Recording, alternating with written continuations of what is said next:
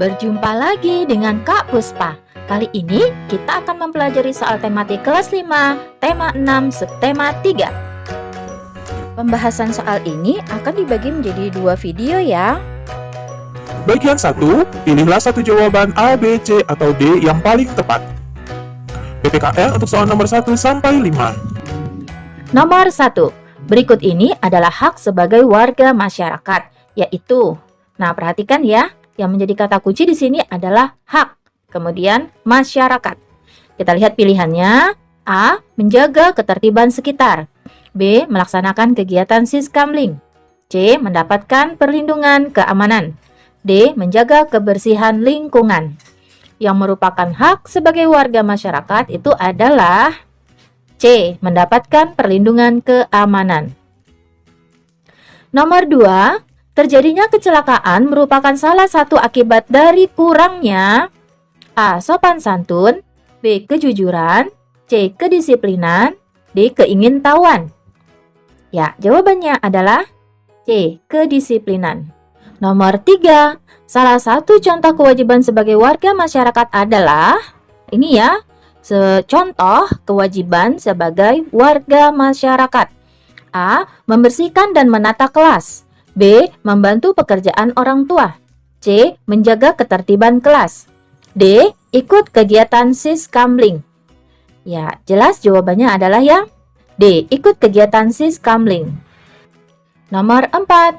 Jika ada salah satu warga yang tidak melakukan perannya dengan baik, maka akan terjadi A. Keadilan, B. Kekacauan, C. Keamanan, D. Ketenangan.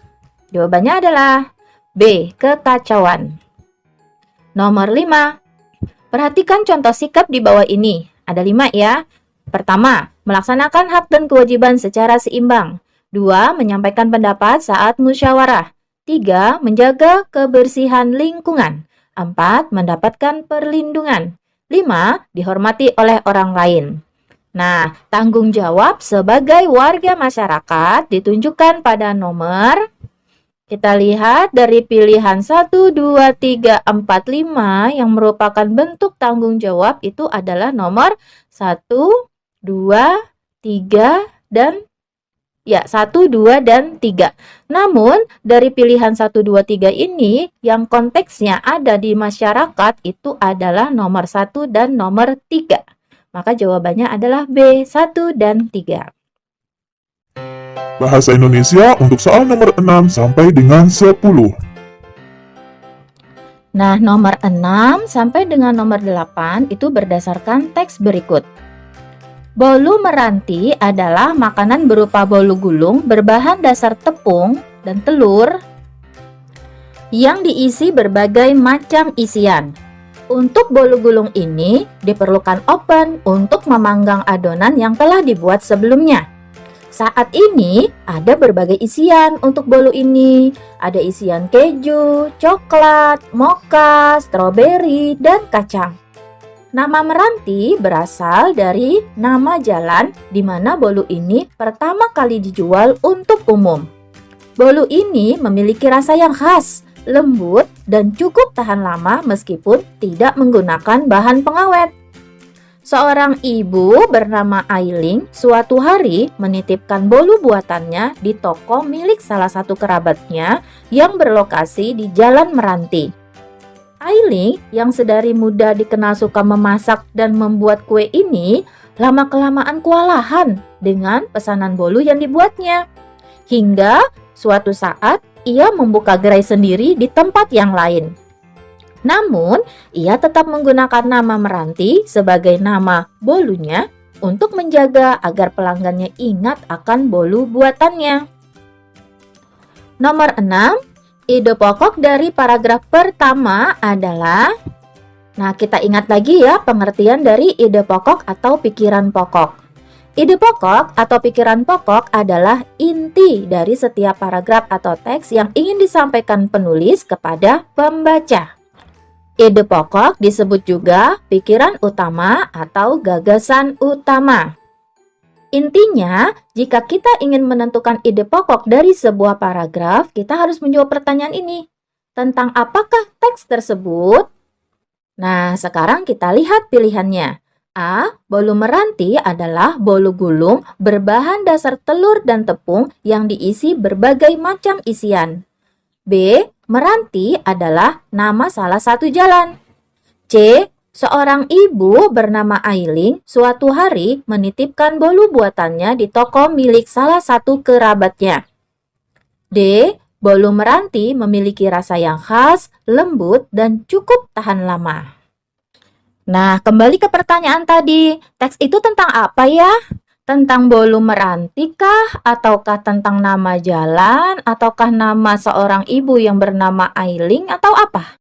Ya, teks itu membicarakan tentang bolu meranti. Jadi pilihannya antara A dengan D. Namun, yang lebih umum itu adalah pilihan yang A, yaitu bolu meranti adalah bolu gulung yang berbahan dasar telur dan tepung yang diisi berbagai macam isian. Nomor 7, masih dengan teks yang sama. Pernyataan yang sesuai dengan paragraf kedua adalah A. Bolu meranti memiliki rasa yang khas, lembut, dan cukup tahan lama. B. Ailing sedari muda dikenal suka memasak makanan tradisional. C. Nama meranti asal mulanya merupakan nama pelanggan Ailing. D. Ailing menitipkan bolu buatannya di toko milik kerabatnya. Jawabannya adalah D. Ailing menitipkan bolu buatannya di toko milik kerabatnya. Nomor 8. Masih dari teks yang sama. Kesimpulan yang tepat berdasarkan teks tersebut adalah kesimpulan adalah kalimat yang disampaikan dari beberapa paragraf bacaan yang kita baca. Kesimpulan bisa dijadikan hasil informasi akhir yang penting dari bacaan yang dibaca. Nah, kesimpulan itu diperoleh dari menentukan ide pokok dalam kalimat utama dan informasi penting di dalam kalimat penjelas. Nah, kita lihat pilihannya. A. Ailing kewalahan dengan pesanan bolu yang dibuatnya, hingga suatu saat ia membuka gerai bersama temannya. B. Bolu meranti adalah bolu gulung berbahan dasar gula dan telur yang diisi dengan berbagai macam isian. C. Seorang ibu bernama Ailing suatu hari menitipkan bolu buatannya di pasar tradisional terdekat. D. Nama meranti digunakan sebagai nama bolu yang dibuat oleh Ailing yang berasal dari nama jalan di mana bolu ini pertama kali dijual untuk umum. Nah, jawabannya yang mana? Iya, D. Nama meranti digunakan sebagai nama bolu yang dibuat oleh Ailing yang berasal dari nama jalan di mana bolu ini pertama kali dijual untuk umum. Nah, soal selanjutnya nomor 9 dan nomor 10 berdasarkan teks berikut. Masyarakat Osing yang tinggal di daerah pesisir ujung timur Pulau Jawa, tepatnya di Kabupaten Banyuwangi, telah lama melakukan kegiatan membatik. Kegiatan ini umumnya dilakukan dalam skala industri rumah tangga. Setiap kelompok pembatik bisa memiliki motif sendiri yang menjadi keunikan dari kelompok tersebut. Dengan semakin tingginya minat masyarakat umum terhadap batik, para pelaku industri batik di Banyuwangi pun melakukan banyak terobosan. Salah satunya adalah mengembalikan pemakaian bahan pewarna alami untuk batik mereka. Bahan-bahan yang digunakan adalah berbagai jenis tanaman yang ada di sekitar rumah perajin, seperti daun krangkong. Daun krangkong itu sejenis kangkung, daun lamtoro,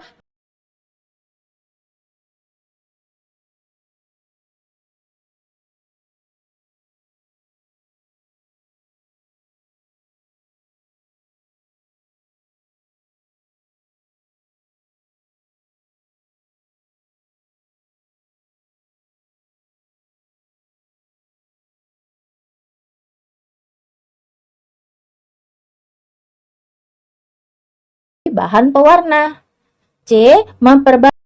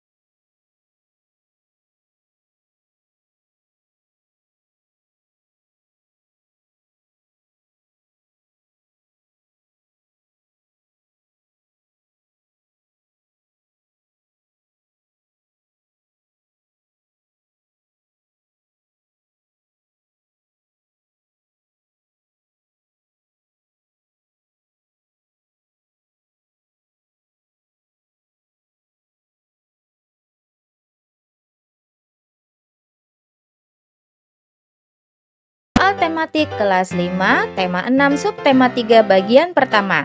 Silakan adik-adik lanjutkan di bagian kedua ya. Terima kasih.